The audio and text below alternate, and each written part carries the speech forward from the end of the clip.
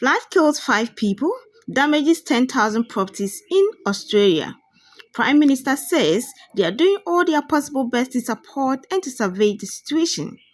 This flood has isolated 50,000 people, submerges roads in the country's most popular state. Train services, including airport services, were affected. Some runways shut down. This flood is as a result of the overflow of water from the rivers towards the coastal areas. Long ago, China had their first ever dangerous flood. Countries such as Ghana had also had their own share of flood.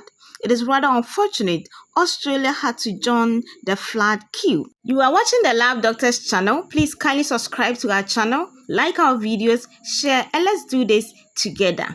Remember, in this season of flood, do not keep long when you go out.